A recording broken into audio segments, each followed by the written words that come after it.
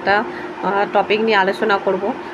তো আমি রিসেন্ট কয়েকদিন আগে হঠাৎ করে 2017 সালে ডায়েরি খুলে আমি দেখছিলাম যে কী কী লিখেছি, তখন কীরকম কী মন, মানে আমি কি চাইতাম সেগুলো ডায়েরিতে তো সব লেখা থাকে। তো সেই রকম তো তখন তো সোনাই হওয়ার ঠিক আগে আগে তো সেই সময়কার কি কি মনে হতো সেইগুলো সব কিছু ডায়েরিতে লিখে রাখতাম আর কি।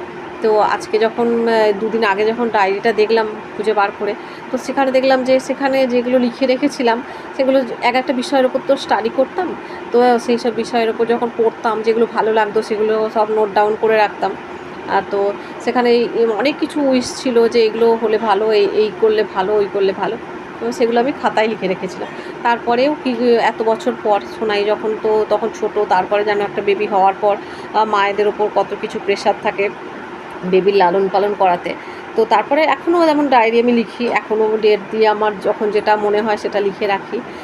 এক একটা টপিকের ওপর যখন স্টাডি করি বা কোনো ভিডিও করি, এখন তো হাতের মুঠোয় আমাদের সব কিছু আছে, ফোন যেহেতু আছে হাতের মুঠোয়, যখন যে বিষয়টা জানার আগ্রহ থাকে আমরা সেই বিষয়টা নিয়ে জানতে পারি খুব সহজে। তো সেই রকম আর কি। তো তখন তো এত ফোন ছিল না, তখন বই পড়ে পড়ে বা ফোনে ওই একটু আধটু দেখতাম যেটুকু, যাই হোক।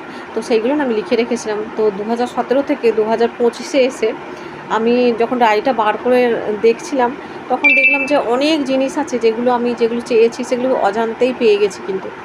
তো সেগুলো কী করে হয়েছে আমি নিজেও জানি না। তো রিসেন্ট 5-6 মাস ধরে ফোনে যেমন আসে ওই ম্যানিফেস্টেশন সম্পর্কে আসছে আর কি। তো আমরা যেটা চাই সেটা নাকি পূরণ হয়ে যায়, মহাবিশ্ব সেগুলো পূরণ করে দেয়।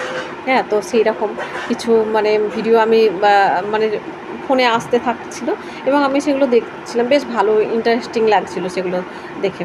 তো সেগুলোতে নাকি তুমি তোমার উইশগুলো যদি লিখে রাখো এবং সেগুলো চোখের সামনে তুমি সবসময় দেখতে পাও, তাহলে তুমি যে মন থেকে চাইছো সেগুলো নাকি খুব তাড়াতাড়ি পূরণ হয়। সেটা তোমার যা কিছু তুমি যেটা মন থেকে চাইবে সেটা মহাবিশ্বের কাছে জানালে সেটা মহাবিশ্ব তোমাকে সেটা ফুলফিলমেন্ট করতে সাহায্য করে।